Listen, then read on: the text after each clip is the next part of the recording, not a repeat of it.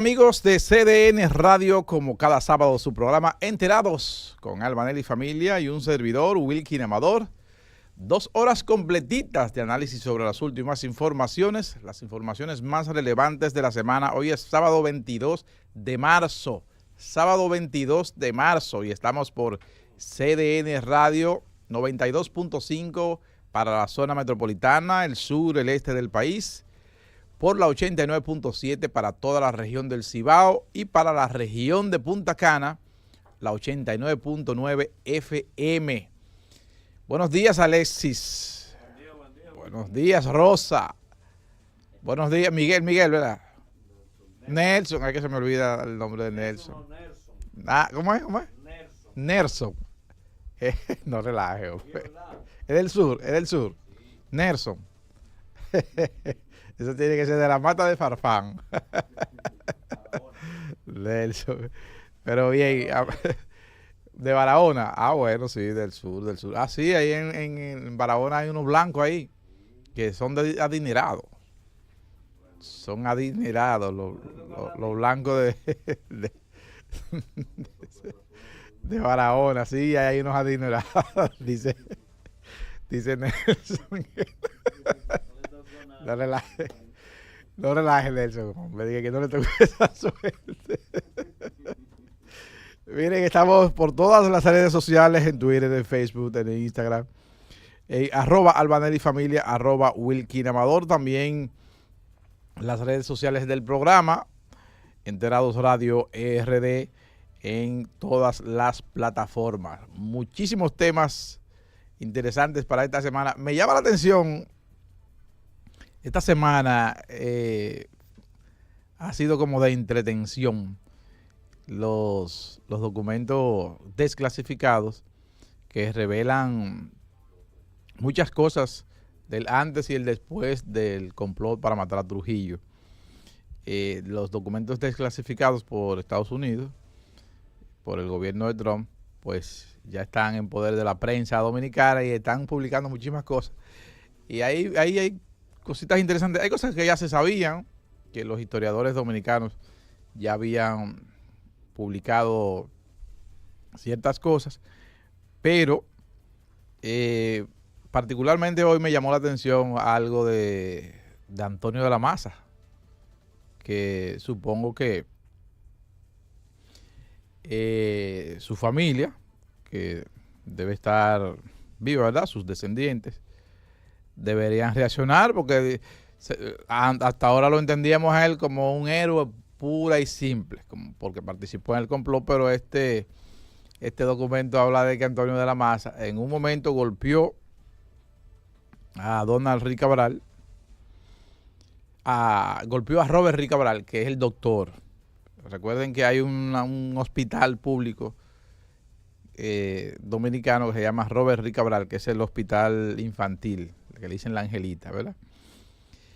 Pero que además dice ese informe que Antonio de la Maza agredió sexualmente a la esposa de Robert Rick Cabral.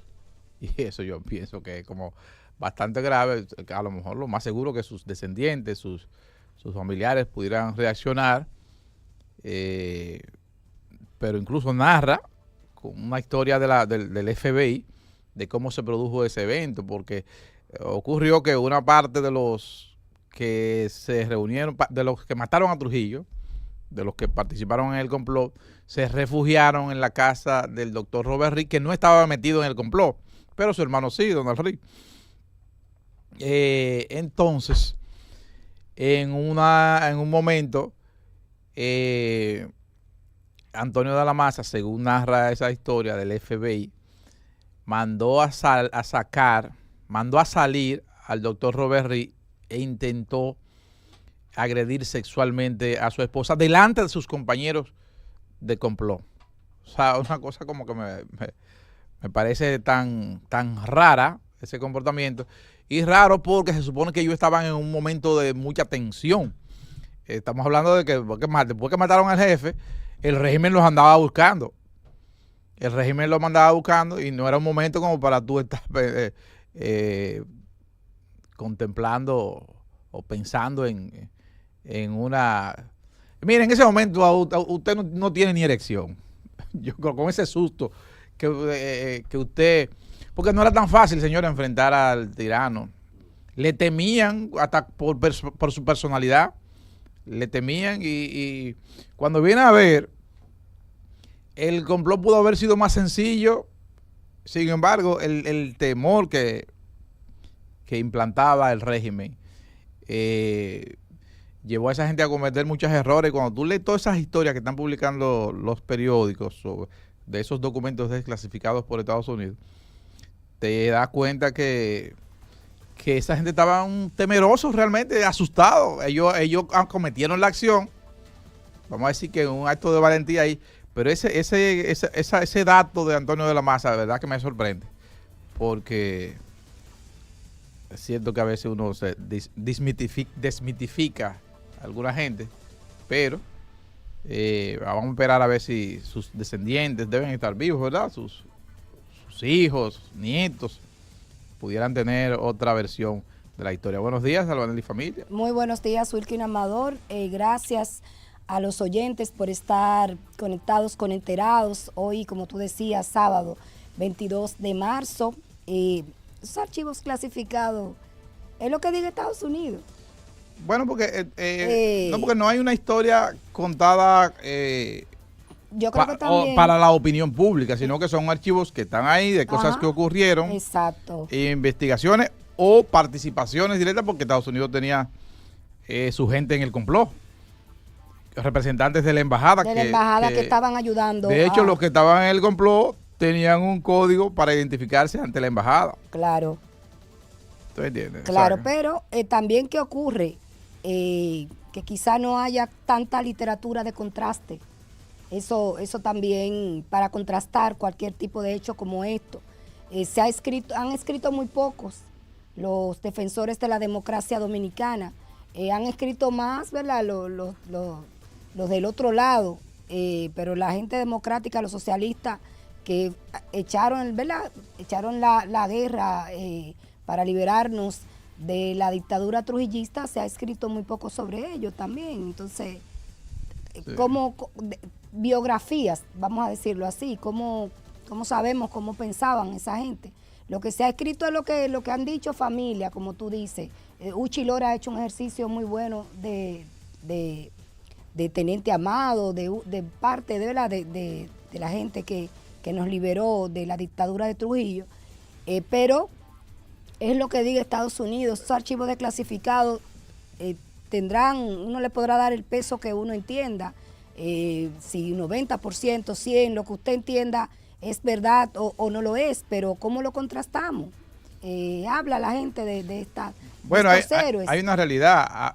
Habla, uno de los informes se habla de que el grupo no tenía un verdadero plan político para la transición. No, se demostró, eso quedó plasmado. Los que complotaron en contra de Trujillo no pudieron tomar el poder. Ni siquiera pudieron organizarse de forma, porque el brazo político no se organizó adecuadamente. Además dice una de las que nadie, según uno lee Memorias de un cortesano de Joaquín Balaguer, nadie estaba organizándose porque nadie pensaba que iban a matar al jefe. Sí. Entonces, por eso los mismos que conspiraron se supone que tenían un plan político, pero no lo llegaron a ejecutar porque, según dice uno de los informes, una de las notas que vi que publicaron esta semana los periódicos, una debilidad que tuvo el grupo es que en la mayoría de los que conspiraron había tema de resentimiento personal contra Trujillo, pero no eran personas que tenían un plan político. ¿Tú entiendes? De que tal general Trujillo le quitó la mujer, o que tal general Trujillo lo ofendió, lo insultó y ya tenía ese resentimiento, o que tal persona, Trujillo hizo tal cosa. Entonces tenían una animadversión que Trujillo se la había ganado de verdad, pero no fue que ese grupo pudo conformar una idea política. No se le puede definir que eran de izquierda, ni de derecha, ni ninguna. Sí, de hecho, la familia de Trujillo si no hubiera sido por las movilizaciones sociales del momento, pudo haberse quedado en el Estado, pudo haberse quedado gobernando el país, pero las manifestaciones sociales lo impidieron y de hecho todos tuvieron que salir del país para evitar, ¿verdad?, ser agredido, según uno ha leído, y Ramfi no se fue de aquí hasta que no mató a varios de los que mataron a su padre. Esa casa está ahí donde mataron a varios de los conspiradores, ahí en Nigua, en la playa. Esa casa está ahí, debería hacerse un museo ahí también. Todo ese patrimonio de Trujillo en San Cristóbal está abandonado. Lo último fue que ocuparon la casa de Caoba con una supuesta... Bueno, lo acabamos de hacer ese trabajo. Sí, o sea, y lo embadurnaron eso con una pintura azul rarísima. Es una cosa que no se puede permitir. Se la dieron de a un organismo. Pero lo mandaron a sacar ya, a sacar ya. No sé si ya lo sacaron, pero lo mandaron a sacar. Porque eso es una imprudencia. El ministro de Cultura fue allá, Roberto Ángel. Y eso, ¿cómo que usted un patrimonio así? Para allá era que Trujillo iba el día que lo mataron. Si él se sentía que esa era su casa más acogedora, ahí tenían que ver elementos que usted puede haberle sacado provecho turístico, cultural, crear un museo ahí, pero no entiendo cómo que esta sociedad pretende que la gente recuerde a sus líderes. Trujillo fue una realidad, usted no puede tratar de borrarlo. Y una forma de tú decirle a la sociedad, a las generaciones futuras, de que eso existió y que no debe volver a ocurrir, pues es mostrando en un museo los vestigios de ese régimen. Y entonces la casa de Caoba, que está ahí, elementos en madera que a pesar de la inclemencia del tiempo están ahí, e incluso a pesar de la intervención humana, no han sido totalmente borrados. Han sido seriamente afectados, eso sí, pero no han sido totalmente afectados. Está en San Cristóbal también el Castillo del Cerro. Ahí pusieron una escuela creo que de la escuela penitenciaria.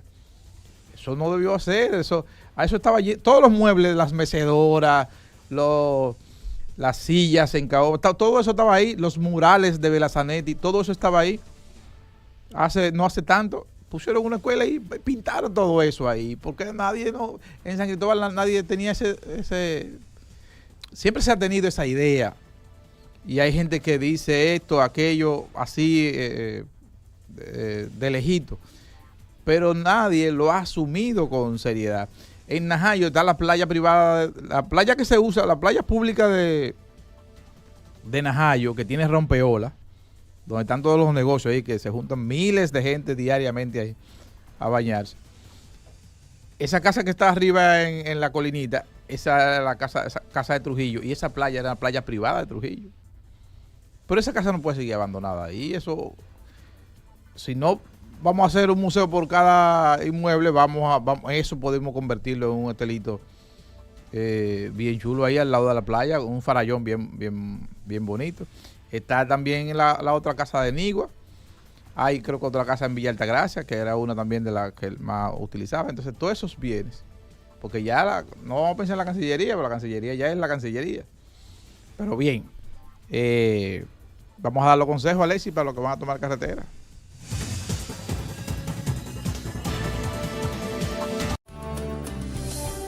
En Enterados, si vas a tomar carretera, entérate de lo que hay.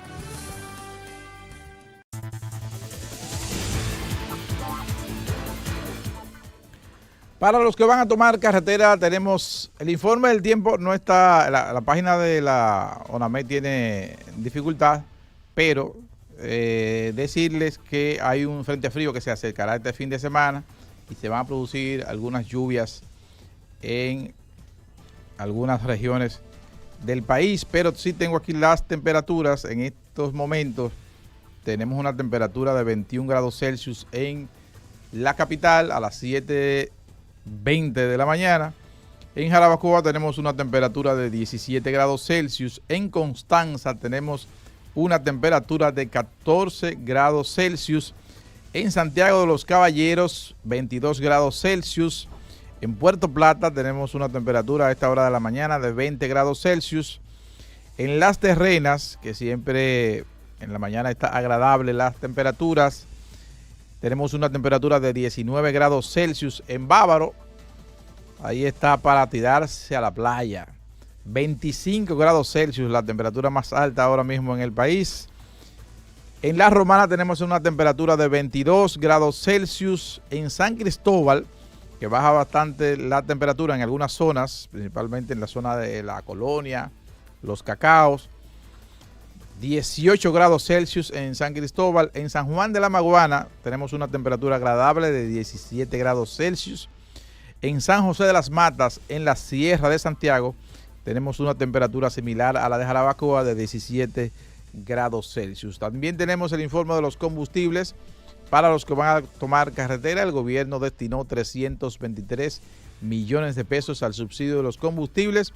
Por consiguiente, quedan sin variación los precios de la gasolina premium, que sigue vendiéndose a 290,10, la gasolina regular a 272,50, el gasoil óptimo a 239,10, el gasoil regular a 221,60, el gas licuado de petróleo a 132,60, el gas natural a 43,97 pesos por metro cúbico, y la tasa de cambio utilizada como referencia para el cálculo de los precios de los combustibles, nada más y nada menos que 63,05 pesos por dólar estadounidense. Sigue subiendo el dólar.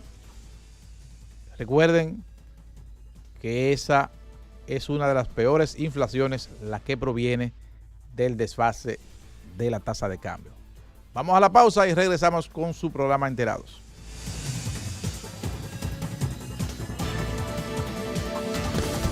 Estás en sintonía con CDN Radio. 92.5 FM para el Gran Santo Domingo, zona sur y este. Y 89.9 FM.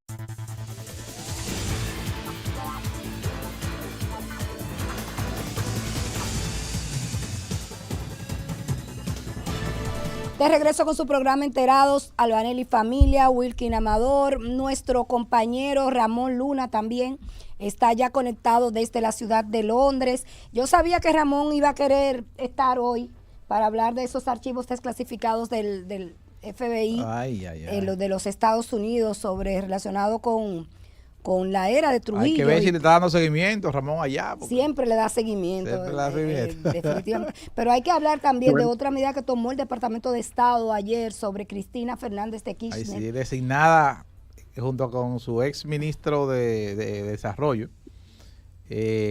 como corrupta. Así mismo, ya no pueden entrar a los Estados Unidos. Ni ellos ni su familia. Ni ellos. Sí, lo mismo que le ha pasado a otros funcionarios dominicanos que han sido... Buenos días, Ramón. Muy buenos días, señor Ramón Luna. Buen día, Albanelli. Buen día, Wilkin.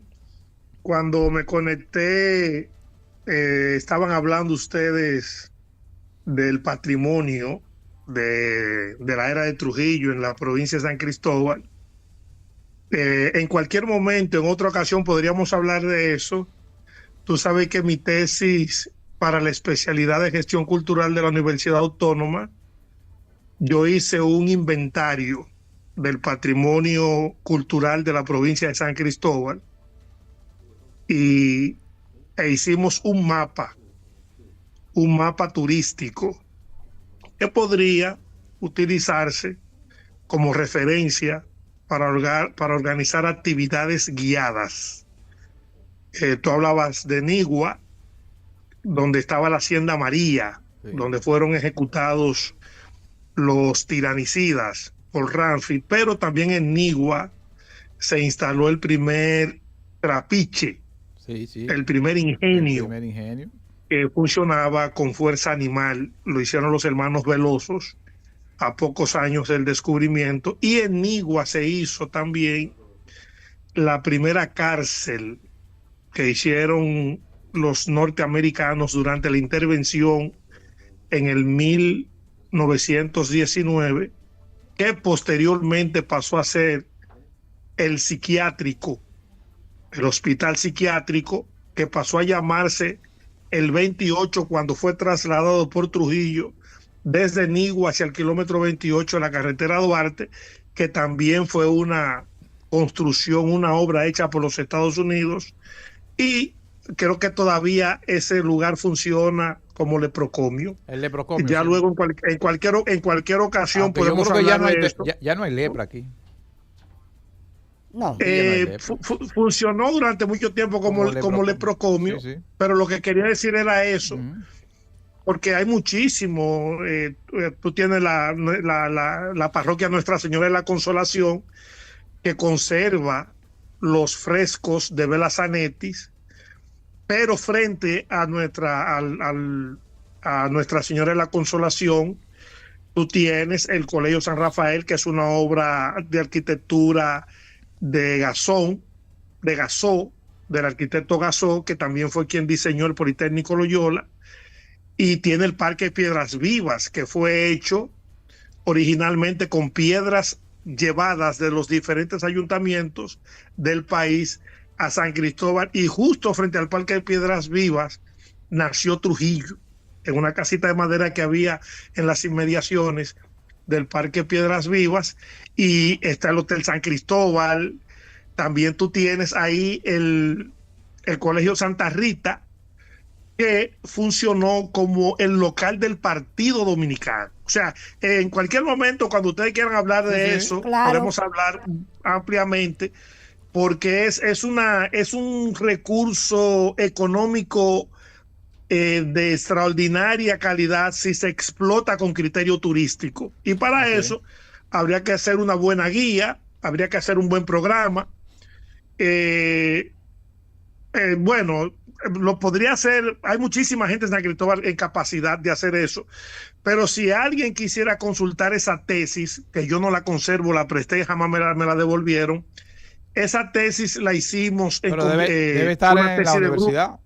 No, esa tesis la tiene el maestro de pintura Miguel Mella. Miguel Mella. Que hicimos la especialidad, Miguel Mella, el maestro de pintura, José Luis, el actual director de música de la banda municipal de San Cristóbal, también participó en esa tesis. y nos la corrigió don Víctor Hugo de Lancer Wow. en la extensión de la Universidad Autónoma de Santo Domingo. Tuvimos que ir a presentarla a San Francisco de Macorís, a la extensión de San Francisco. Pero se supone que ustedes depositaron un ejemplar en la universidad, debe tenerlo. Sí, exacto. Sí, la UAS debe tener eso, pero yo que soy un cabeza loca y súper de cuidado con ese tipo de cosas. Yo no conservo ninguno de mis trabajos de grado, aunque sí, como los hice responsablemente, puedo hablar con criterio de lo que hice hace ya 20, 25, 30 años. Y es sumamente interesante lo que tú acabas de decir. Incluso debe ser un trabajo que debe hacerse a nivel nacional. Debe hacerse un inventario del patrimonio histórico de cada provincia, con profesionales bien capacitados de esas provincias, porque es que nosotros tenemos un recurso patrimonial fuera de serie. Y en el caso de Trujillo, como Trujillo era de San Cristóbal, nació en San Cristóbal, y también ahí está la familia Puello, que fueron importantes. Los hermanos Puello fueron determinantes en la guerra de independencia de la República Dominicana. Hay que decir, por ejemplo, que el cuadrante el cuadrante del casco urbano de San Cristóbal, lo que se conoce como el centro de San Cristóbal, eso fue diseñado durante la ocupación haitiana. Esos cuadrantes se diseñaron durante la ocupación haitiana. Un cuadrante perfecto. Y bueno, San Cristóbal está llena de recursos culturales interesantes. Así es. Ramón, y... ¿Será tú que conoces tanto de San Cristóbal? Yo siempre me he preguntado, Ramón, ¿por qué no hay en San Cristóbal una cohesión de empresarios, de sociedad civil para impulsar a San Cristóbal, como ocurre en otras provincias, sobre todo del norte? Lo que pasa es que San Cristóbal no tiene clase alta. San Cristóbal tiene una clase comerciante. Bueno, mira, hace muchos años un prominente abogado de San Cristóbal escribió un artículo de periódico que se titulaba Maldito y azaroso San Cristóbal. Oh. Y él señalaba que una de las desgracias de San Cristóbal es que el quehacer político se ha manejado siempre como un caciquismo. El San Cristóbal siempre ha sido manejada políticamente como una especie de cacicazgo, en donde la familia de turno maneja el poder político como un poder patrimonial y tienen una visión muy estrecha de lo que es el quehacer político. San Cristóbal tuvo, por ejemplo, a Mario Ritt Vitini como uno de los hombres de confianza de Joaquín Balaguer durante los 12 años, al extremo de que llegó a ser gobernador del Banco Central de la República Dominicana. En su momento, el ingeniero Víctor Hugo Hernández, Tito Hernández, era uno de los activos políticos más importantes de los 10 años de gobierno, de los últimos 10 años de gobierno del doctor Joaquín Balaguer. Fue secretario de Agricultura, presidente del Senado, y era un hombre determinante en la maquinaria electoral reformista. Estuvieron los Montaz, y pues los Seijas, Neinival Seijas, el fallecido ex jefe de la Policía Nacional de los 12 años, en ese periodo, ¿no?, de los 12 años, nació en Yaguate, era de San Cristóbal, y de hecho muere de un infarto en una actividad del PAN, de un partido político, viniendo desde Baní hacia Santo Domingo.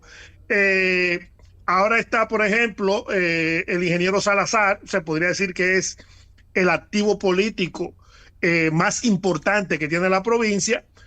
Rafael, a quien todos conocemos, ha sido un comunitario, un trabajador político incansable, y está manejando el asunto con otro criterio. Por eso su determinación con el tema de las cuevas del Pomier.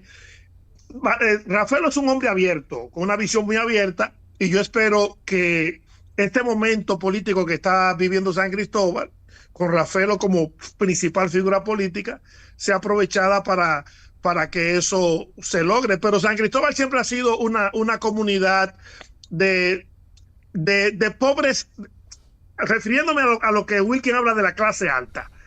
San Cristóbal siempre fue una comunidad de algunos pobres con pesitos.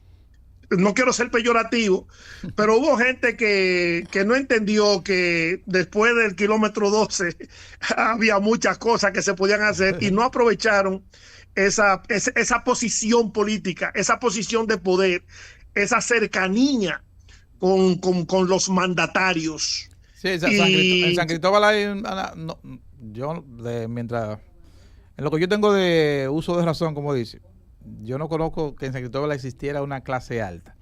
Lo que hay una clase adinerada por diferentes vías, una clase comerciante, hay una clase media y una clase baja.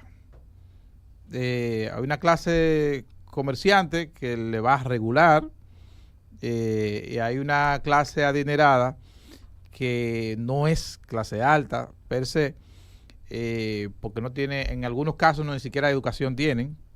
Tiene dinero porque su familia, en la familia hay uno que firmó como pelotero, o que es senador, o que fue senador, o que viajó y le fue bien por allá, o que fue un político y se hizo de un dinerillo.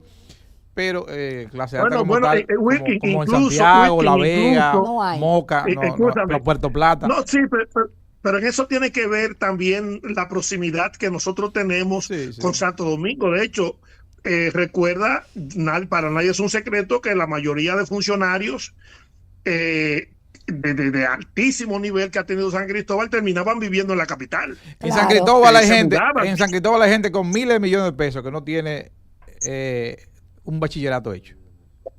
No, porque una cosa es la clase y otra cosa son los recursos. Exacto. Hay gente que tiene recursos, pero no tiene clase, no pertenece a esa clase alta de tradición, de abolengo, como tú dices.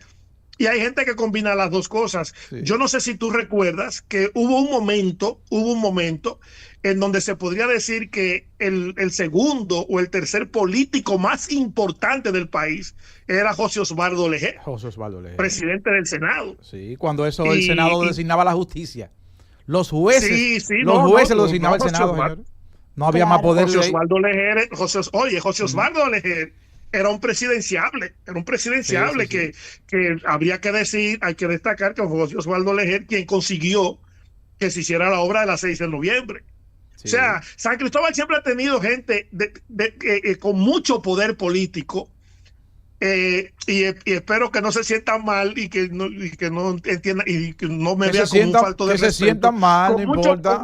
Con mucho poder político, pero con poca visión política. Ramón, hay un tema que no quiero dejar de abordar. Sí.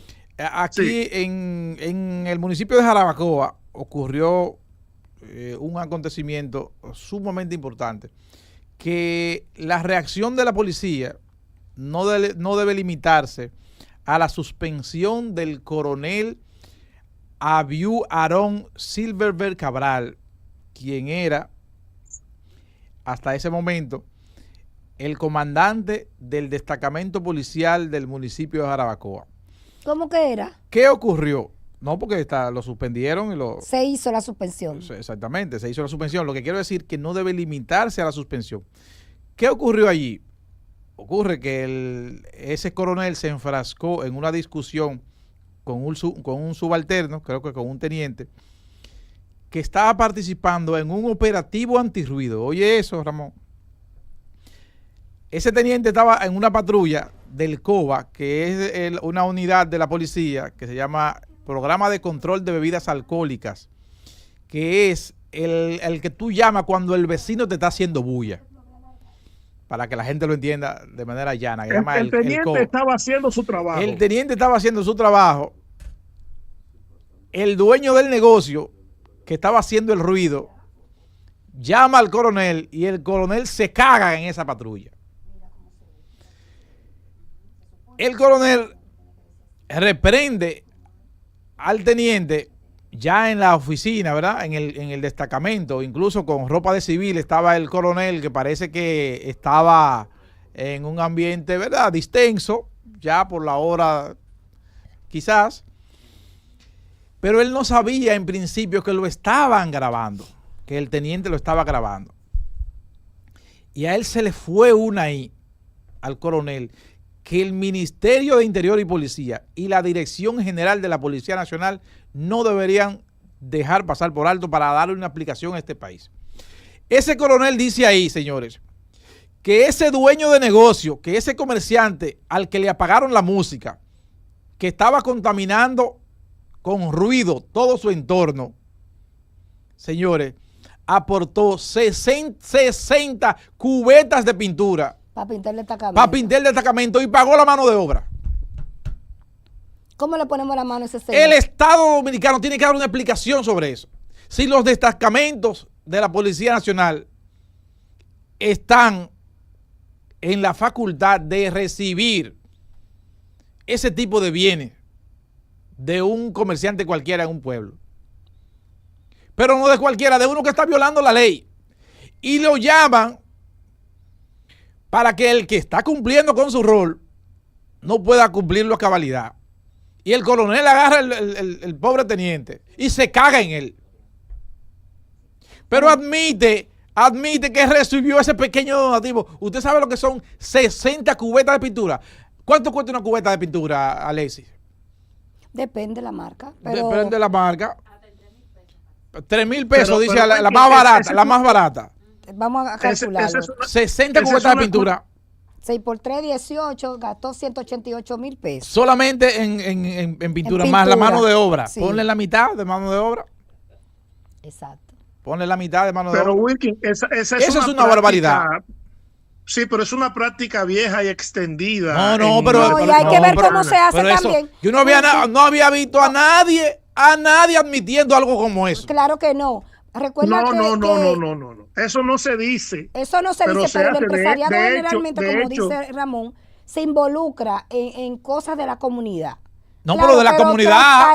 De manera transparente. De la comunidad. Pero aquí tiene que haber un registro. Porque cuando viene a ver, el Estado aportó la pintura de ese destacamento. Posiblemente. Posiblemente el Estado la aportó. Hay que hacer una auditoría. Entonces tienen que explicar.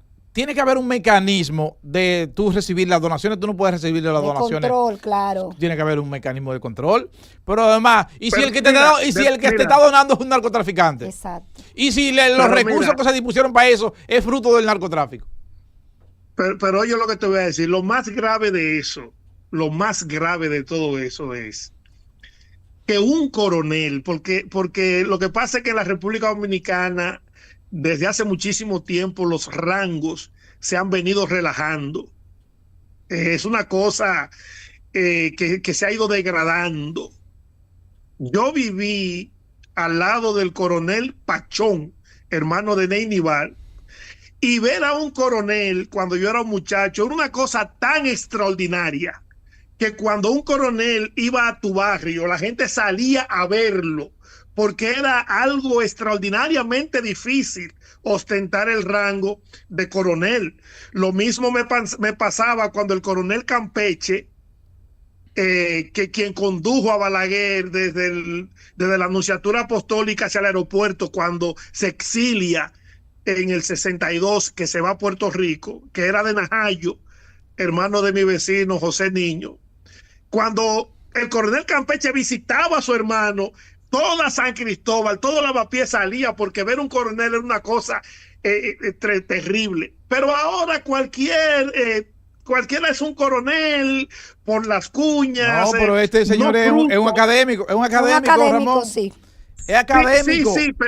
Sí, Abiu Aarón Silver Cabral. Silver Cabral.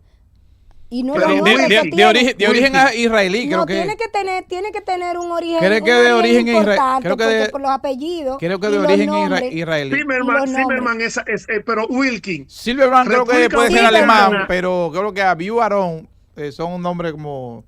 Tiene que tener una buena descendencia. ¿Judío o árabe? Es judío. Sí. Pero oye una cosa. República Dominicana posiblemente tiene más coroneles que China. Sí, eso es claro, cierto. Que cualquier país, mijo. Y se ha ido controlando un poco después de la ley. Veces nuestra población. Eso siempre se ha utilizado. Mira, tú sabes dónde ripostan, o yo no sé si sigue así, pues ripostaban los carros de las unidades de la policía. Las estaciones de combustible tenían que darle el combustible gratis a los destacamentos de policía como una especie de intercambio.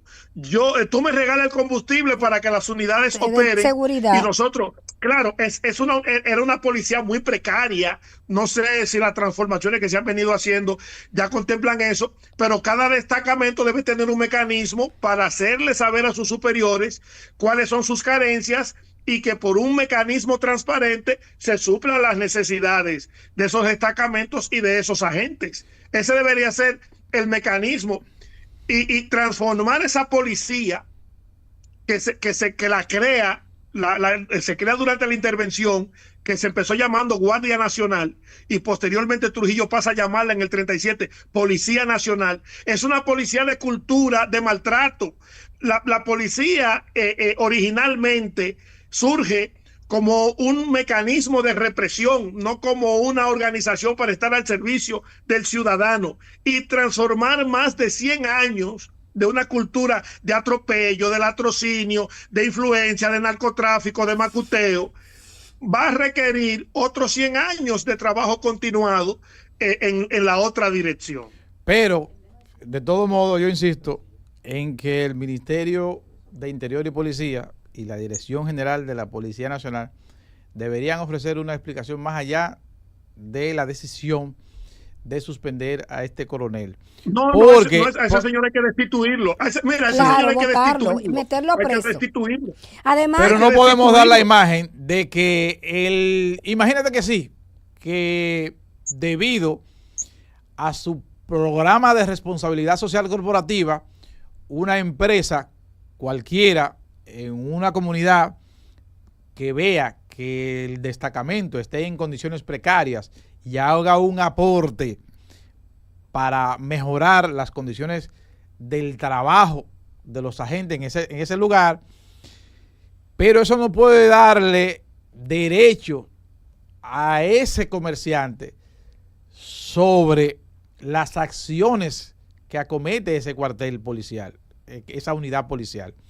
Porque el No, reclamo que le porque hace... tú lo que estás comprando impunidad. Exactamente. Cuando la gente le dona a la policía, lo que está comprando impunidad. Lo que está Exacto. comprando es que se protejan actividades ilícitas. Porque un empresario que se gana su dinero bien trabajado, no es verdad que se va a desprender de los beneficios de su negocio y se lo va a dar a la policía por su buena fe. Puede hacerlo, pero en la mayoría de los casos lo que tú estás comprando es que se te permita abrir más allá del horario permitido, que se te permita poner música por encima del volumen permitido, que cuando algún pariente tuyo tiene un problema, tú interceda y vaya y lo saque sin que medie ningún tipo de proceso que garantice el debido proceso.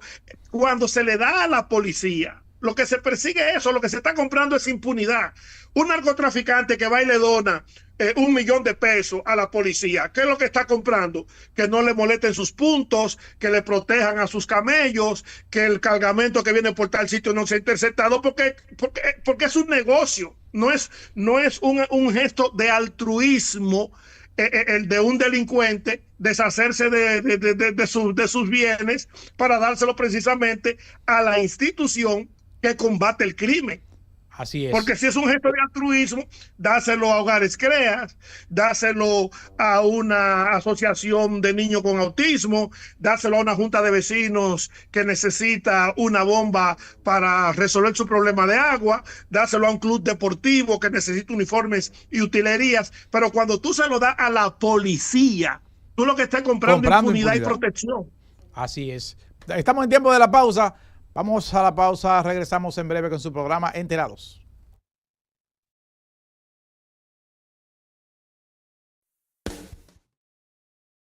Con CDN Radio 92.5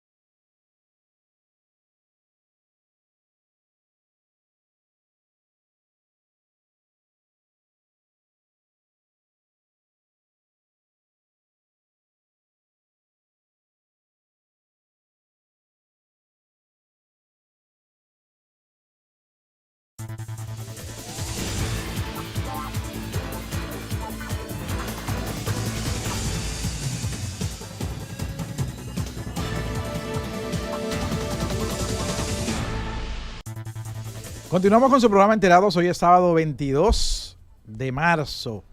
Estamos ya dentro de la estación de primavera.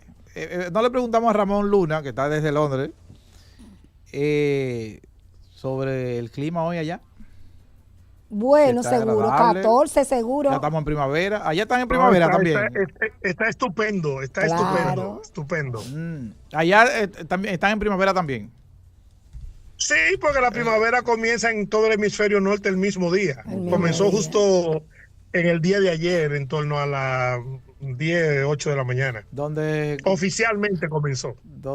no comenzó la primavera porque para ellos están en el hemisferio sur, en Argentina, y después de ese golpe que le dieron Después del golpe de ayer de de- Cristina Fernández. de Cristina Fernández, Imagino sí. que por ahí hace Ya, mucho calor. fue en el verano, hemisferio pues. sur, en el hemisferio sur comienza el otoño. Exactamente. El otoño, El exacto. otoño. Sí. Está con nosotros, ya estamos en el segmento de orientación ciudadana y están con nosotros Claudia García Pepén, la doctora Claudia García. ¿Quién es más bacana de Claudia y Aide? Aide. Aide. Pero Claudia es ortodoncista. Sí. No, ya, déjalo ahí. Ortodoncista, ¿verdad? Especialista de Martichi Pepén y la doctora Carol Orozco, odontopediatra. Hoy un tema muy importante. Tú, Ramón, que tiene un niño con condición especial. Las doctoras van a hablar del cuidado dental de pacientes con TEA, trastorno del espectro autista. Tiene que ser complejo eso. Sí, siempre tiene sus peculiaridades. Realmente lo es, de verdad que sí. Y ¿cómo convenzo yo a un muchacho que, porque ya cuando va avanzando la enfermedad he visto, no sé si le ocurre a todos, pero he visto varios casos, se ponen agresivos, Pero buenos días, doctora. Muy buenos días. Ay, perdón. Felices de estar aquí, como siempre, la doctora Carol y yo. Y no- Si se pueden acercar al micrófono, que yo casi no la oigo aquí en el audífono. Aquí. Ahora sí, sí. porque ustedes hablan. Y tú sabes, Wilkin, que eso no es debate. Estamos claros que hay de más bacano. Eso no, Ah. ya eso está muy claro. Yo también lo digo. Yo también lo afirmo. De que ella es jovencita, pero ella fue que te crió a ti. Pues sí. Pues traemos este tema el día de hoy porque realmente es un espectro que ha ido creciendo probablemente en el diagnóstico. Y por Estadísticas de mayor incidencia de...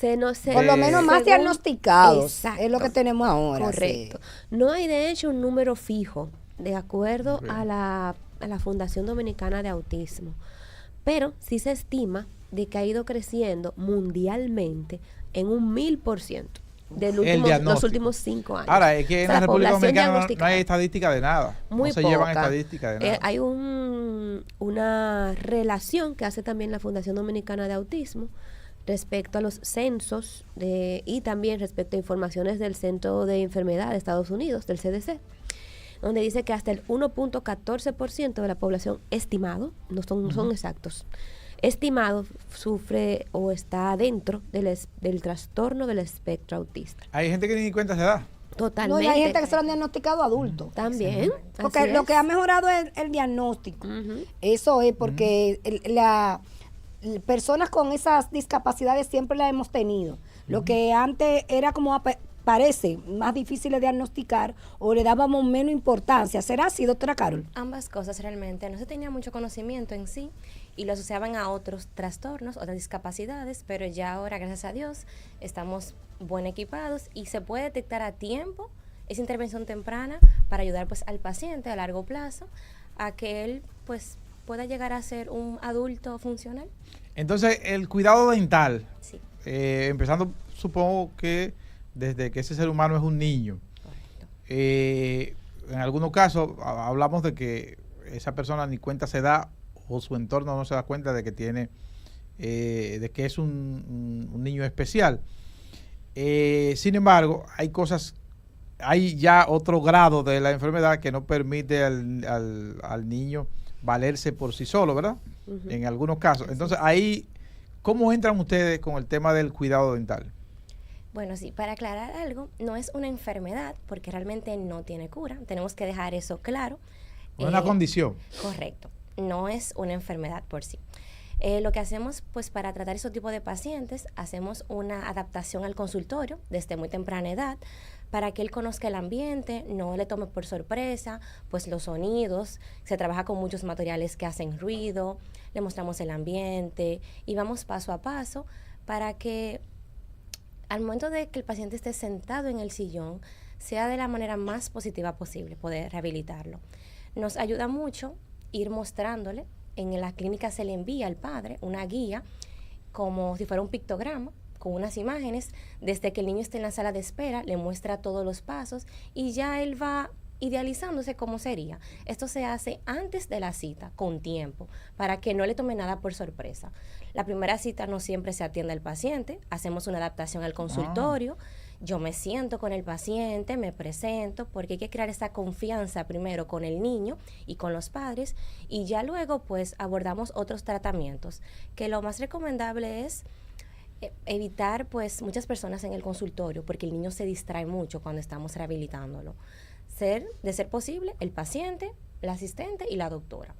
Si es un o quizá un pariente de un padre, uno de los cercano. padres. El padre, puede pasar un padre si el paciente pues se siente más cómodo, no tenemos esa confianza, un paciente nuevo, pero ya cuando se agrada esa confianza, que lo he logrado, lo atiendo perfectamente sin el padre. Sin el padre. Sí. Ahí es importante también, en esos pacientes, en todos los pacientes, es importante la prevención, pero se hace todavía más importante en ellos, hay que resaltarlo más, porque son pacientitos, tanto cuando son niños hasta cuando son adultos, que mientras menos intervenciones tengan, más fácil va a ser para él su vida y también el tratamiento en general va a fluir mejor. Entonces ahí la prevención es fundamental. Es muy fundamental en esos niños, por tanto, como para el autismo en general, para el trastorno, la clave es la atención temprana, tanto para la detección del trastorno en sí, como para la terapia que van a hacer tipo psicológica,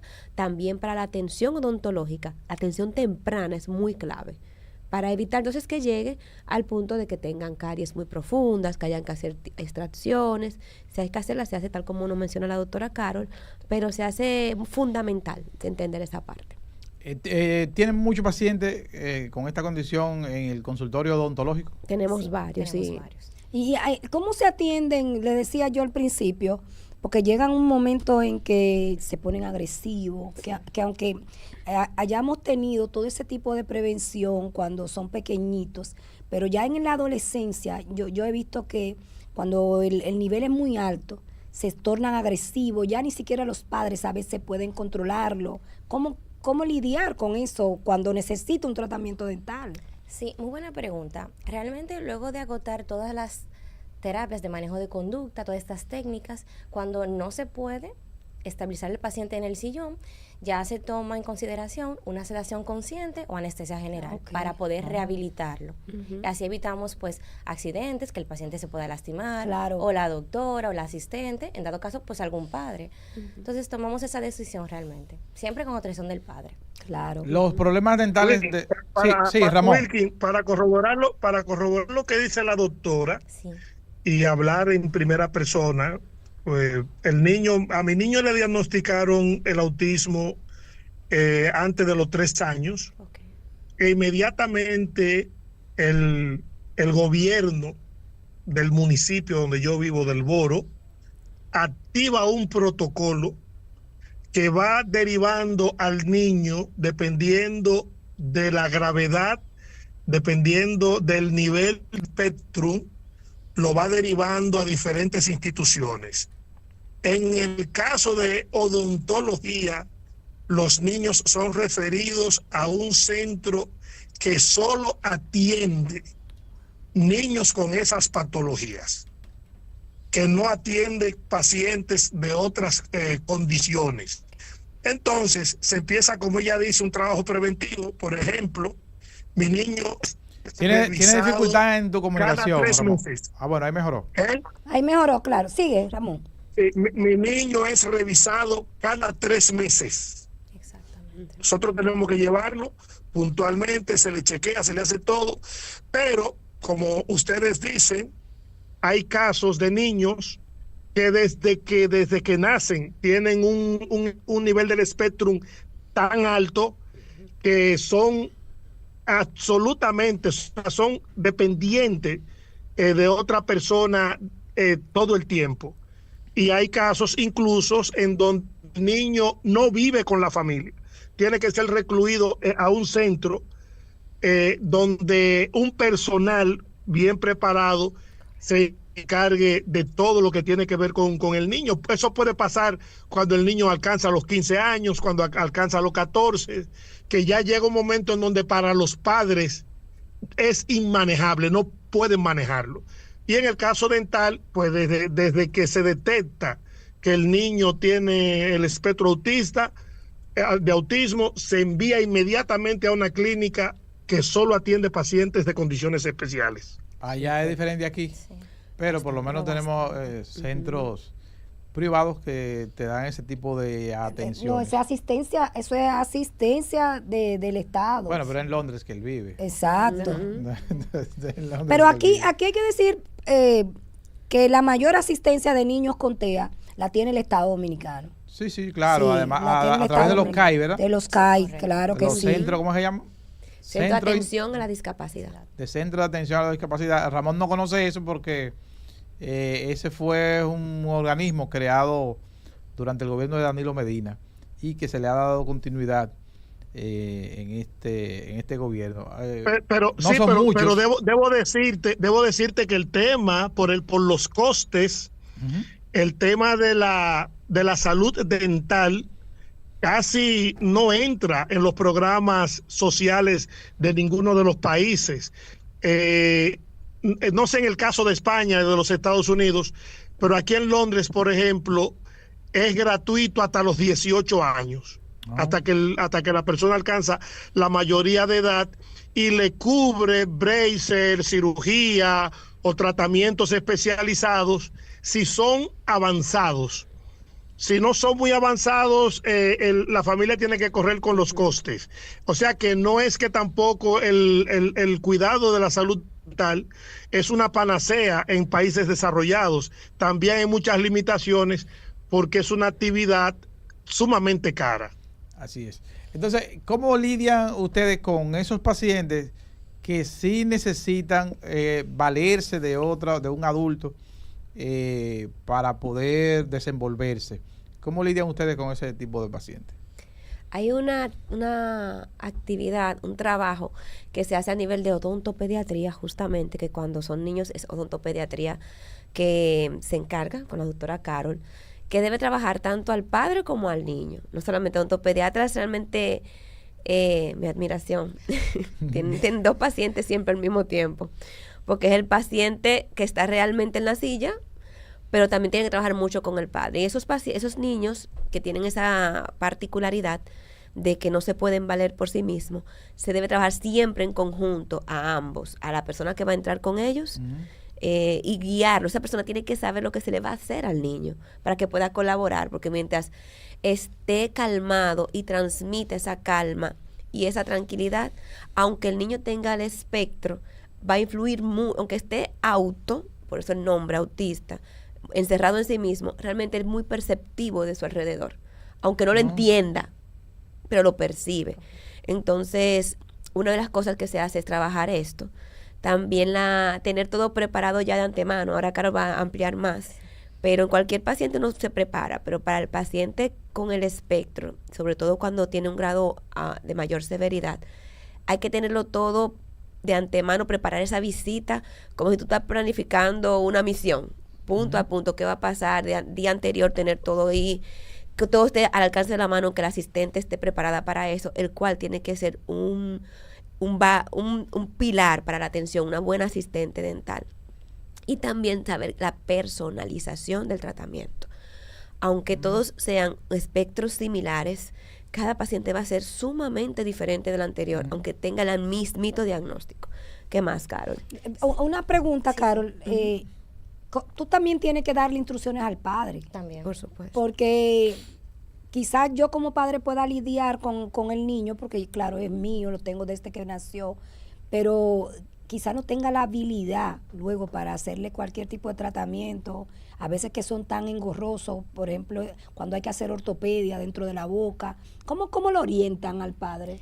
Bueno, cuando ya tenemos al paciente, colocarle un aparato, una aparatología fija en boca, yo paso al padre, le muestro el aparato, cómo es su forma, le enseño cómo voy a colocarlo en la boca, en dado caso de tener que activarlo en la casa, también le muestro, le pido al padre que me grabe cómo yo lo hago, por si en algún momento en la casa pues se le olvida, y él tiene el video ahí de apoyo. En este tipo de casos así en específico, yo paso al padre porque realmente yo le doy las pautas en el consultorio. Ese cuidado de cepillado, cómo tiene que mantener la higiene del niño, pero el cuidado real es en casa porque siempre están con los padres. Entonces, si yo le enseño al padre, ya yo sé que el paciente va a estar bien encaminado. ¿Qué encuentra la odontopediatra Sí. en la boca de un niño cuando la abre? ¿Y en qué puede diferenciarse con relación a lo que encuentra, lo que diagnostica, de un niño con espectro autista y un niño que no tiene esa condición? Sí, estos pacientes presentan mucho lo que es bruxismo, es el apretamiento o cuando crujen los dientes, se nota ese desgaste a nivel pues incisal de los dientes. También ocurre, ellos se muerden mucho en las encías, los labios, la lengua, los carrillos en la parte de adentro.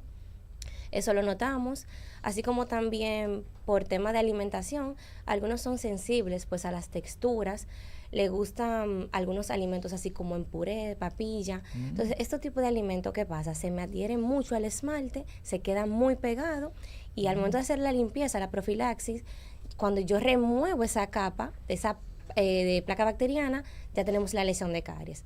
Entonces, mayormente son lesiones de caries, bruxismo, mordedura, algunas laceraciones en tejidos blandos. Eso es lo que pues predomina. Eso es más abunda y se puede establecer una diferencia entre el niño sin el espectro autismo, correcto, autista y el niño. ¿Cómo se aborda entonces ese problema? ¿Cómo se trata? Sí, cuando son restauraciones, depende de qué tan severas estén, qué tan profundas, se pueden rehabilitar en el sillón con técnicas de manejo de conducta, ayuda del padre, el asistente. Yo intento que la consulta sea pues lo más divertida posible, porque yo tengo que ir a la par del niño. Yo no puedo forzarlo ni obligarlo a que lo haga como yo quiero, porque es un niño, no es un adulto. Hay que ver más allá, porque cuando el paciente entra al consultorio, tenemos que despejarnos un poquito del diagnóstico. No se puede ver al niño por el diagnóstico, porque él es más que eso. No deja de ser un niño. Entonces, para yo lograr pues ese comportamiento pues positivo, en la consulta hacemos juegos, yo lo paro del sillón, charlamos. Así pues para que sea un poquito más animado. Intento que la hora de la consulta sea en una hora que no me choque con siesta de él, con merienda, porque ya yo sé que va a venir pues no con una actitud muy positiva.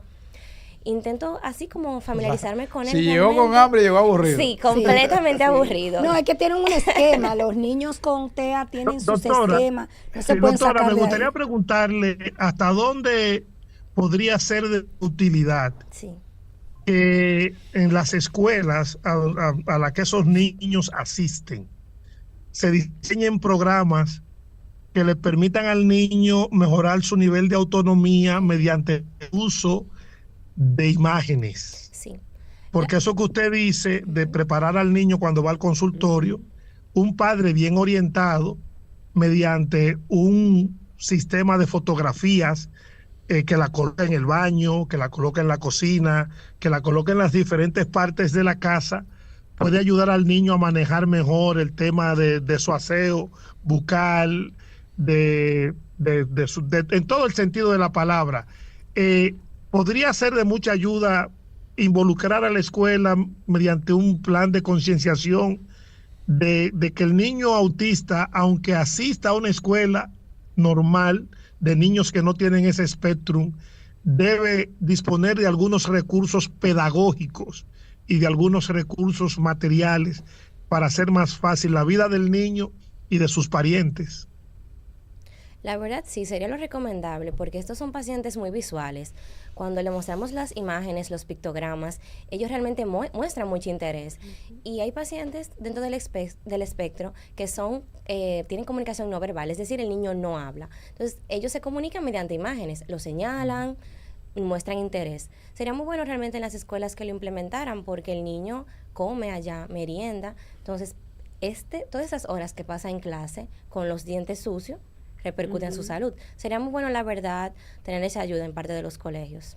La verdad Así que es. sí. Darle Bueno, autonomía. Rosa nos está haciendo señas, eso quiere decir que ustedes deben emitir un mensaje final y además decir cómo se comunica con Matiz y Pepe en odontología especializada. Pues el mensaje sería, la primera parte, que la segunda va a terminar la doctora Carol, es, bueno, prevención, llevar al niño. Yo sé que esos niños, estos pacientes, normalmente los padres tienen muchas preocupaciones y obviamente la prioridad debe ser la atención temprana y las terapias tempranas, terapias psicológicas y con el equipo multidisciplinario, pero incluir, que no siempre se incluye en ese equipo, la atención odontológica, que eso evita muchísimos problemas de por vida y que el niño sea autónomo en poder cepillar solo, le va a resolver muchísimos problemas, incluso problemas que van a repercutir en su salud general si se cuidan su boca.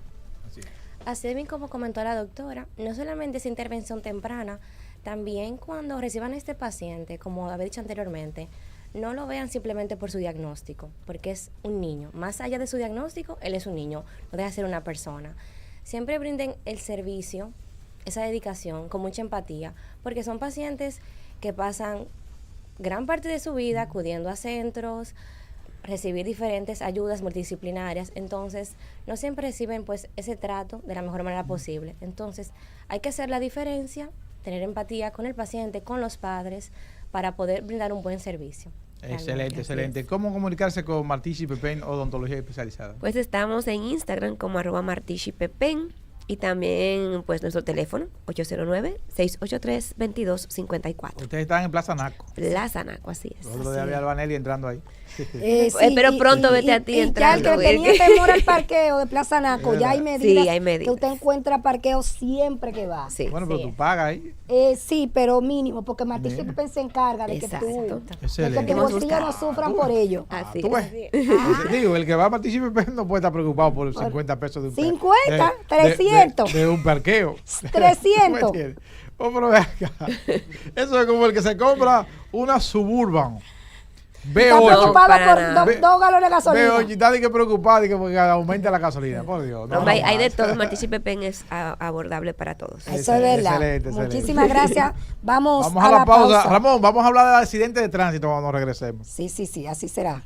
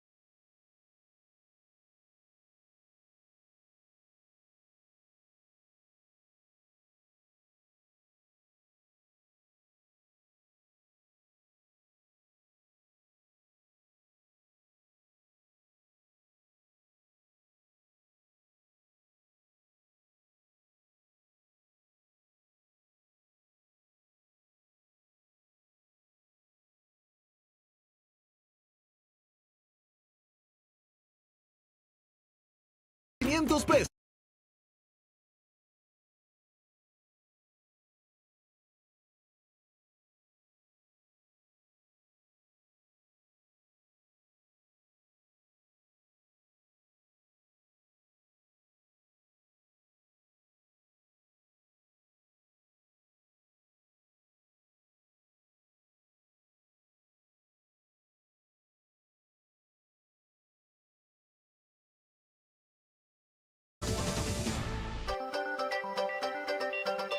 En Enterados, ahora, la entrevista con nuestro invitado especial.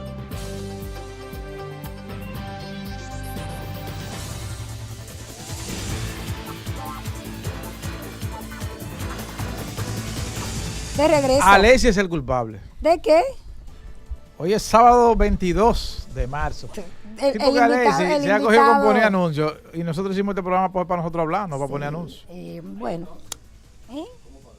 No para poner anuncios. ¿Cómo tú le pagas a Rosa? ¿Cómo le paga a Alexi? ¿Cómo le paga Deben a hacerlo Nelson? pro bono. Pro bono de madrugada, además. Aníbal Hermoso está aquí y él le está pro pagando. bono, pero un día que él viene. No, pero si ustedes están por ya anuncio, yo necesito unos cuantos. Me lo mandan. Aníbal Hermoso, ingeniero civil, creador de la página Accidentes RD y desarrollador de la página. Sé que suena bonito. Bueno. Desarrollador. CEO. De la plataforma, CEO. Sí. CEO. El CEO. No de la página, sino de la plataforma. Pero la verdad que hacen un gran aporte a Accidentes RD. Gracias. Un gran aporte, te felicito y hacen un excelente trabajo. Especialista en seguridad vial. ¿De qué sirve eso en este país? Recordar que Ramón Luna está desde Londres vía Zoom. Sí. En Londres no pasan esos accidentes. Él está ahí porque a él le gusta el can. Sí. Muchos quisiéramos estar en Londres realmente. Sí, así es. Aníbal, tus motivaciones para crear Accidentes RD.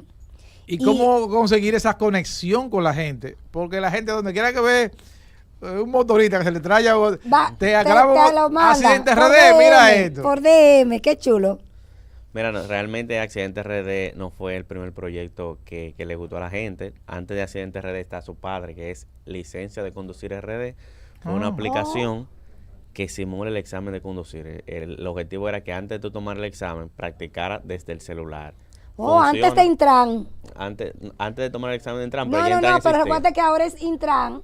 Intran lo tiene así, es un simulador. No, porque esto es una iniciativa privada. No, pero lo que ella dice también tiene su historia. Que antes de Intran, porque Intran tiene haciendo... Intran tiene un simulador, pero también tiene una página virtual. Cuando se creó... no he entrado a la página virtual. Sí, cuando se creó la página virtual. Cuando se creó el Intran, ya existía Licencia de Conducir RD y se lo planteamos a Claudia Franche, que a ella le gustó, pero no pasó nada. Mágicamente se crearon la página virtual, que se parece mucho a Licencia de Conducir RD. Lo que pasa aquí siempre, el plagio. Y eso tuvo premios internacionales, de hecho, Licencia de Conducir RD tuvo premio Iberoamericano de la Juventud y Premio Nacional de la Juventud por ese proyecto. Entonces luego me quedé con ese deseo de más y nace Accidentes RD, cuyo objetivo principal era informar dónde ocurrió un evento de tránsito para que las personas no sean parte del mismo evento, se desvíen, pero fue evolucionando, le agregamos educación vial, propuesta para resolver problemas, por ejemplo, en punto crítico de accidente, y vamos al lugar, todavía lo hacemos, vamos, evaluamos el problema y damos una solución. Y así fue creciendo hasta incluso parir el hijo, Código Vial Podcast, donde respondemos la duda de los seguidores, porque a través de Accidentes RD usted no se imagina la cantidad de personas que tienen duda de qué hacer si me ocurre un accidente. El conductor se fue, me chocó y se fue, ¿a dónde voy? El vehículo me está fallando, o sea, pregunta de mecánica, de seguro, de ley. Entonces nosotros en ese podcast invitamos personas para que respondan toda esa duda de los seguidores de Accidentes RD. La República Dominicana está viviendo una epidemia con los accidentes de tránsito. Y a esto se suma la cantidad de muertos en accidentes de tránsito y la cantidad de personas que queda inhabilitada, que queda con discapacidad fruto de los accidentes de tránsito. ¿Qué dice esa observación que hace Accidentes RD diariamente? Y si el país ya maneja estadísticas en ese sentido. Mira, en el 2019 salió un informe que decía que el 2.20 del Producto Interno Bruto se invierte en accidentes de tránsito. Bueno, ahora fue el 3%. Wow. Cuando anunciaron el nuevo plan, hablaban de que el 3%. De que ya aumentó un Ya 3%. aumentó, así es. Y fíjate que ese número es solo el accidente en el momento. Ahí no habla de internamiento. Si la persona duró 30 días internos o más, hay un gasto que no está contemplado. Se habla de 3.000 millones de pesos Wow. de gasto en Eso es salud así. por traumas. Esa fue la última cifra que se dio en la semanal cuando se anunció el plan. Últimamente se ha hablado de cantidad de accidentes en la seguridad vial. No se mide Mentira, así. perdón, Aníbal, que lo critiqué en su momento. Era lo mismo que íbamos a recaudar con la reforma fiscal. Lo que se gasta. Lo que se ha gastado en los últimos años para atender traumas por accidentes de tránsito. Eso es así, sí. Y de hecho siempre se ha Albanelli, dicho que si se déjame invierte- aprovechar que ustedes están dando datos, porque yo participé precisamente la Ramón semana Luna, desde pasada Londres. en un asunto que tenía que ver con tránsito. En Reino Unido el año pasado, en accidentes de tránsito, murieron 1.800 personas. ¿Y cuántos millones de habitantes Claro, son? estamos hablando de una población que ya supera los 60 millones. Heridos graves, 29.700. Heridos leves de tránsito, 124.750. Y los costes por accidentes de tránsito ascendieron en el 2024 a 43.2 billones de dólares. O sea, es una sangría. El coste que le representa a cualquier país el tema de los accidentes de tránsito, en lo que una persona fácilmente pasa de ser un ente productivo en la mejor etapa de su vida a ser un minusválido permanente. Eso tiene un coste económico extraordinario para cualquier estado. No, mira, aquí las edades, Ramón, un informe que publicó el Caribe hace muy poco, entre 15 y 29 años Eso es.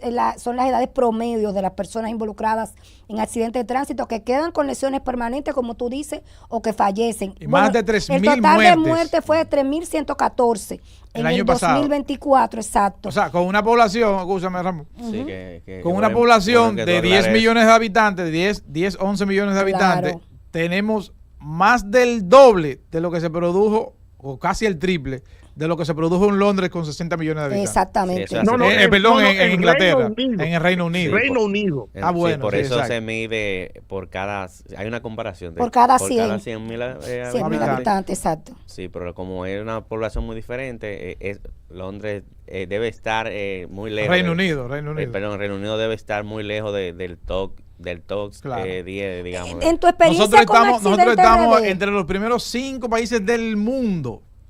pero hasta la India le va mejor que a nosotros. Sí, realmente nosotros de la región somos el número 1. Estadísticamente, según la OPS, estamos en segundo lugar. En el primero está Haití, pero Haití no lo podemos considerar Haití.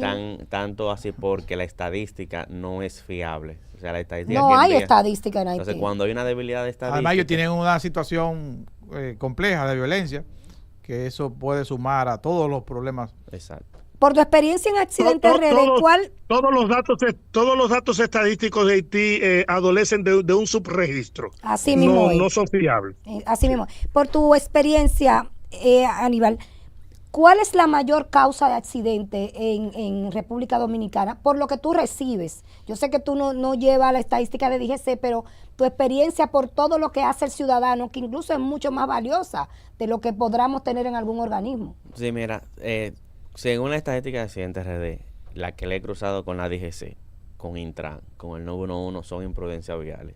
El 90% estadísticamente ya comprobado por el Estado, por instituciones que tienen que ver con la data, por la ONE, es imprudencia de tránsito. Ese 90% quiere decir que el conductor se va en vía contraria, maneja exceso de velocidad, bajo los efectos del alcohol, no se pone el cinturón. Viola el semáforo en viola rojo. El semáforo en rojo es una de las multas que más pone DGC.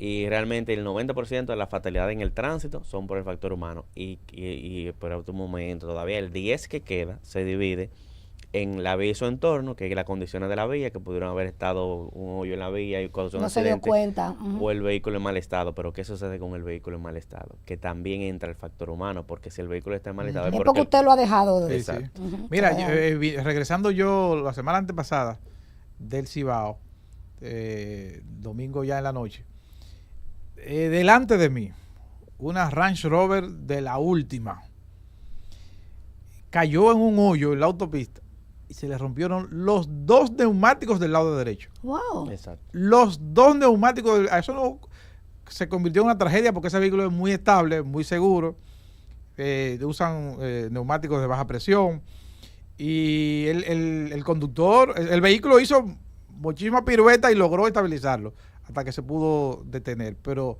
eso pudo haber sido una catástrofe provocada por un hoyo en la autopista.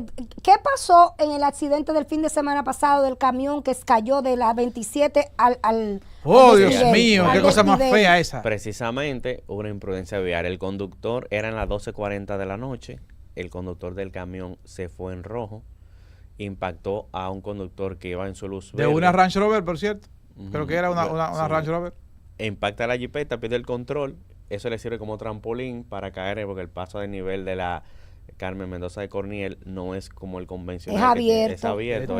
Tipo es trinchera. sí, tipo trinchera, o como le denominan un falso túnel. Exacto, un falso túnel. Entonces cae producto de una imprudencia vial. Se fue en rojo. Además de que se fue en rojo, la velocidad que iba no era bajita. Muy alto. No. Para ese impacto tenía que ser alto, porque no había forma de controlar. Demasiada velocidad para ese lugar.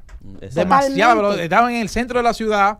No, y calles que a toda hora son transitadas, Sí, porque tú no sí, puedes sí. decir que la Carmen Mendoza de Corniel está apagada totalmente en cualquier hora del día o de la madrugada. Eso no es cierto. Y Ahí mira, siempre hay tránsito. Y pudo ser peor porque en el video que creó confusión, hay un conductor que se detiene en una camioneta porque ya él estaba en la intersección y Sí. ve que viene el camión y Y le da tiempo. Yo debo asumir que él dijo, el camión no se va a parar. A esa velocidad que viene no le da tiempo a pararse. Entonces él decide no doblar a la derecha porque el camión viene muy rápido. Y entonces, que para él también estaba verde, si él se lleva del semáforo y dobla a la derecha, también Hubiera sido parte del accidente. Sí, si circulo por la ciudad a altas horas de la noche, para cruzar en verde una intersección importante, yo me detengo. No, yo te lo puedo bueno. decir por mi experiencia. Yo hago ejercicio a las 5 de la mañana y yo paso la 27 en la Lincoln, casi todas esas intersecciones de la Lincoln, desde la Kennedy. Aunque el verde esté a tu favor, Aunque tú te el verde detienes. exactamente, me detengo. Primero a ver. Mucho borracho. No, muchos camioneros que vienen del interior con mercancía, que son imprudentes también. Ahora, Aníbal, a este conductor que venía a esa velocidad, que cometió esa imprudencia y que tuvo esa colisión tan fuerte, ¿tú sabes si algún organismo del Estado le puso el alcoholímetro, se le hizo un estudio para ver si estaba en su sano juicio, para ver si su licencia estaba al día, para ver si su vista estaba bien?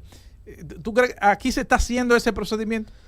No solo ese, aquí no se está haciendo prácticamente ninguno de los procedimientos importantes que establece la ley, y por eso es que seguimos teniendo los mismos resultados, porque nosotros no estamos tomando en cuenta lo que realmente se tiene que hacer. Por ejemplo, los alcoholímetros desde el 2019 salieron, por pandemia, lo entendemos, se paralizó.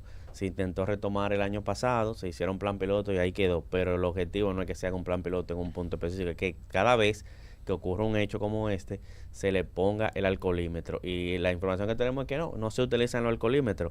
Cuando ocurre el accidente tampoco se hace una investigación. Y quizá la persona quedó, por fruto del accidente, con alguna condición física, no haya que ponerle el alcoholímetro, pero se le hace un análisis de sangre para ver si está bajo los efectos del alcohol, porque incluso eso debería servir para el reclamo frente al seguro. Sí, mira, tampoco se hace una investigación del accidente per se, de reconstruir para determinar cómo ocurrió, cómo mitigarlo, pero siguiendo en el alcohol, la ley establece que si ocurre un accidente con lesiones o muerte, que en este caso hubo lesionado, y se determina que el conductor iba bajo los efectos del alcohol, bajo los efectos del alcohol conducir es un agravante. Un agravante. Claro. Esto quiere decir que la sanción máxima se le otorgará, que según la ley, muy bonita en papeles, sería 50 salarios mínimos y de 1 a 3 años de cárcel. 50 salarios mínimos son El salario mínimo del sector público son 10,000 pesos. No son un poquito más, no son 20. No, el descentralizado son 10. No, es porque es salario público, que la ley establece salario público. El del gobierno central son 500,000 10,000 pesos. El del gobierno tiene que Don ser Aníbal, don Aníbal, del usted sector comparte- No le diga don, que es un mi- muchacho.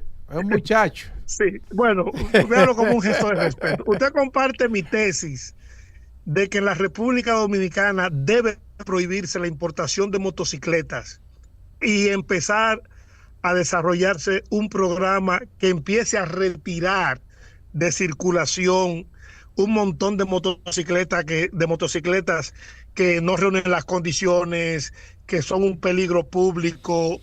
La idea es reducir el parque de motocicletas, porque tengo entendido que la mayoría de los accidentes de tránsito, están envueltas las motocicletas. Debe prohibirse ya de manera definitiva la importación de motocicletas. Mira, más del 60%, siempre ronda ese número, 60-70% de los fallecidos a causa del tránsito son motociclistas, pero no podemos culpar a la moto, porque pues te voy a dar varias razones. Primero, el parque vehicular, el que se pudo contar, son de los casi 6 millones, 3 millones son motocicletas, pero hay una parte que entran por pieza, que se arman aquí, que entran ilegal, que con tu regular simplemente la motocicleta que entren correctamente y que esas motocicletas sí tengan las condiciones de seguridad, que tengan sus espejos, que no permitir que sean modificadas, entonces tú realmente vas a poder mitigar el problema. Y te digo que realmente la solución no está en prohibir la importación, porque la India es uno de los países que tiene mayor parque vehicular de motocicletas, claro, y no ocurre lo que ocurre aquí. Aquí el problema no es el vehículo, es el conductor. A quien hay que regular es al conductor, no permitirle que ande sin casco, que ande yéndose en rojo, calibrando, haciendo carrera clandestina en la calle, que también es un agravante, subiéndose en la acera, porque al final, si tú prohíbes la motocicleta, ese conductor imprudente va a buscar una alternativa, se va a meter en otro vehículo más económico y te va a causar un daño peor, porque entonces va a chocar en uno de 4 ruedas, porque al final es el conductor. Yo tengo amigos profesionales que manejan fatal, o sea, ni siquiera es la educación en sí de la casa. Y si tienen un trago arriba, peor. Exacto, entonces yo diría que no es el vehículo, si bien es cierto que la motocicleta es el número uno a causa de los accidentes por tipo de vehículo, pero si sacrificamos el vehículo en sí, como quiera va a seguir ocurriendo, porque van a buscar una alternativa, no se van a quedar a pie. Sí. Ramón, creo que cuando Jorge Blanco se intentó prohibir el motoconcho, específicamente el motoconcho, y unas declaraciones de Balaguer desde la oposición en ese momento, obligó que eso se quedara así, porque en ese momento era el sistema de transporte, el sistema de mototaxi era incipiente y ya se advertía que iba a dar muchos problemas y la cantidad de accidentes que ya producía. Yo no recuerdo si llegó a emitirse el decreto, pero sí tuvo ese debate cuando Jorge Blanco era presidente y Balaguer desde la oposición prácticamente impuso el motoconcho. Porque sí, es bueno que tú le digas a la gente que Jorge Blanco gobernó entre el 82 y el 86, para ubicarnos cronológicamente de en qué momento, de en qué periodo de tiempo, a qué periodo de tiempo tú te estás refiriendo. Yo recuerdo perfectamente. Hay que ver la hemeroteca del Caribe, debe buscarse sus datos, porque esa discusión se dio, y la prohibición de del motoconcho. Pero fíjate que el motoconcho realmente no da tanto problema. No da tanto problema, porque el motoconcho va por lo general rutas cortas y urbanas. Él no sale del barrio. Si sale del barrio, te cruza una avenida. El delivery es el gran dolor de cabeza. Ese que anda llevando pedido de comida, llevando pedido de mercancía, que también, creo que, no sé si se corrigió, esas plataformas de delivery tienen una opción que tú le das que si quieres que llegue más rápido. Tú sabes lo que pasa cuando tú le das así, que entonces el motorista le dan un incentivo y anda para que vaya a 1000, para que vuele bajito. Entonces se suben por la acera. Porque el ingreso del delivery radica en la cantidad de entregas. Mientras a más entregas, más dinero, y por eso a veces esa conducción temeraria de llegar rápido para generar más dinero. De hecho, muchos de esos deliveries no tienen un salario. Ganan por la entrega. por las entregas. Eso se podría mejorar si se obligara a las empresas a hacer un pago mínimo y a partir de ese pago mínimo un incentivo. Y ponerle un seguro también, porque no tienen seguro. Sí, sí. Mira, lo que Eso pasa va a costa del Estado. Debe correr por la empresa. Debe correr por la yo que he empresa. estado reunido con estas empresas en el momento que fui parte del Estado, te puedo decir que ellos alegan, y es cierto, que ellos no son una empresa de contratación de envíos. Ellos prestan el servicio de la plataforma. Entonces, lo que ellos realmente hacen es que prestan la plataforma como servicio para que la utilicen. Entonces, ahí se desligan de si ellos son una compañía de envío o de motores. Pero, ¿cómo es la intermediación? Escúchame, ¿Los motoristas son de la aplicación o son de restaurante? No, los motoristas prácticamente son independientes. Son independientes. Ellos les prestan, le ofrecen el servicio de que pero utilicen la plataforma. Escúchame que te interrumpa, Aníbal. Sí. Independientemente, porque Uber es una plataforma. Sí. Y sin embargo, si tú tienes algún inconveniente, no reúne los requisitos que Uber plantea para que tú manejes utilizando su plataforma, Uber te quita, Uber te retira el permiso para operar como conductor de Uber. O sea, ellos pueden ser autónomos, los deliveries pueden ser autónomos, pero la empresa que pone la plataforma a su disposición tiene la obligación que si una persona que usa su aplicación no cumple con la ley de tránsito, sea eliminado de esa plantilla y no pueda trabajar haciendo de delivery, porque la ley está por encima de los intereses de las empresas. Eso sí, te lo mencionaba por el tema del seguro, que ellos no van a entrar en el tema del seguro al motociclista porque alegan que no son una empresa de envío y ese tipo de cosas, sino de prestar servicios de tecnología. Pero si ellos por lo menos ahí sí tienen un requisito para que entren a trabajar con ellos. Pero el Estado entonces debería obligar al motorista que se dedica a la entrega de paqueterías y comida y cosas así, la obligación de tener un seguro. De tener un seguro porque ahora mismo todo lo está asumiendo el Estado. Cuando él se accidenta o cuando él raya un carro, oye, rayan cientos de carros diarios en los semáforos. El motorista cuando te pasa por el lado y te rayan los carros.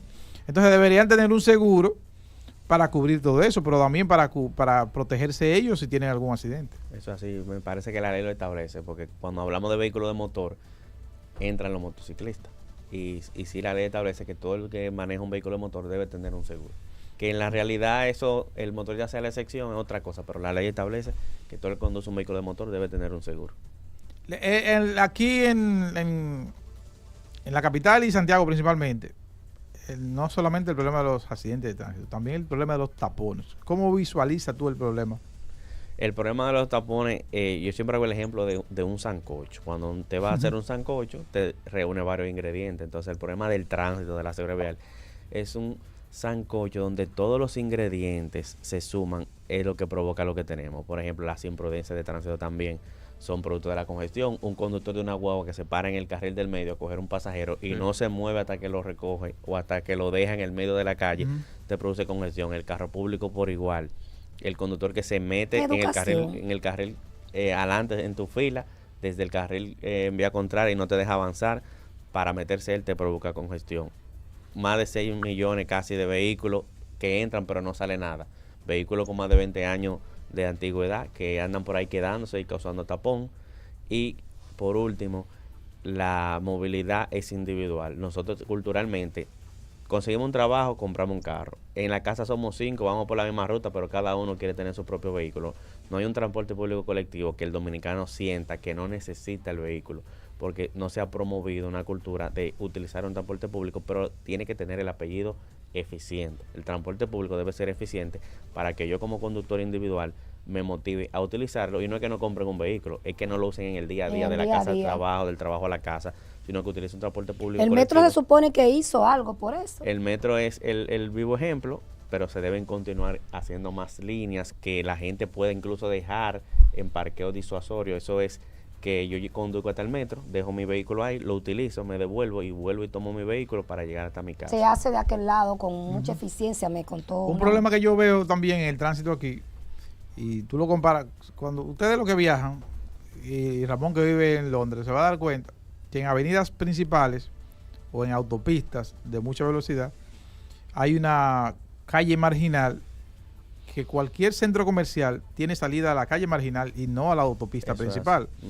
Entonces aquí, si tú tomas la 27 y la Kennedy, que son avenidas principalísimas, todos los negocios tienen salida a la avenida. Eso es planificación. Tú agarras la Luperón y todo, que es una zona industrial, una zona comercial e industrial, todas las industrias y centros comerciales atraviesan su patana, pero de manera imprudente e indeseable en la avenida Luperón. Entonces, si tú tienes 3 patanas saliendo, una tras de otra, y la atraviesan a Luperón, es lógico que te va a haber un tapón largo. Eso es así. De hecho, yo que uno de mis lugares, Estados Unidos por lo general es así como tú dices, casi a nivel nacional, pero en Orlando da gusto ver eso que tú planteas, como las autopistas realmente tienen el nombre de autopista porque no tienen esos cruces. Tú quieres ir a una bomba o a un centro comercial, tienes que salir de la autopista. Y si te equivocaste, puedes transitar hasta 10 minutos buscando un retorno, porque una de las causas principales de accidentes son esos retornos improvisados, mientras que autopistas, por definición, no debe tener ese tipo de cruces. ¿Cuáles son las zonas que ustedes observan según tu monitoreo en accidentes RD? De donde se producen mayor accidentes de tránsito y accidentes fatales. Mira, no hay un rincón de la República Dominicana donde esté exento de accidentes de tránsito. De hecho, cuando el domingo ocurrieron 20 fallecidos en 24 horas a causa del tránsito, tenía la estadística en la mano que fue en todas las regiones, en la región norte, en la región sur, en la región este, en toda la región. Pero si nos vamos a estadística, la autopista Duarte, principalmente en zona urbana, en zona rural, que ocurren accidentes en carretera. La autopista Duarte, la principal, se debe a la gran cantidad de flujo de vehículos que es la que mantiene, pero también a la gran cantidad de cruces ilegales. A pesar de que se está interviniendo, sigue siendo la número 1, le sigue la 6 de noviembre, la carretera Sánchez. La del Coral, a pesar de que también ocurre accidentes, es la que menos se ven reflejados. Pero cuando ocurren accidentes en el este, en la zona de Bávaro, repercute mucho porque involucra a turistas o a trabajadores hoteleros. Eso te iba a mencionar. Lo que pasa con el Coral es que cuando ocurre un accidente, por lo general es un autobús. Un autobús. Y si es un autobús, son varios pasajeros, más lesionados, más fallecidos. Claro, así han muerto extranjeros. Y el impacto a nivel reputacional del país también es importante. Recuerda a los argentinos y chilenos. Así es. Muchísimas gracias. Ella pertenece a... Ella es Ketcher. Muchísimas gracias a Aníbal Hermoso, ingeniero civil, ¿verdad? Que vino a hablarnos de su plataforma Accidente RD y el podcast, Aníbal. Código Vial Podcast, ahora empezamos con la 3ª temporada, así que estén pendientes. Código Vial Podcast en YouTube, todas las plataformas. En YouTube, Instagram, Spotify, en todas las plataformas. Buenísimo, ahí lo saben. Ramón Luna desde Londres, muchísimas gracias. Muchísimas gracias al señor Wilkin Amador, que no se quiere ir, Rosa. Y a mí también, ya váyase. Y recuerden que este programa llegó gracias a OneClick, tu experto local en Apple. Necesitas cambiar la batería de tu iPhone o tu Mac. ¿Tiene alguna falla? Vaya a OneClick. Busca OneClick en Instagram. Ellos tienen la solución para ti. Hasta el sábado.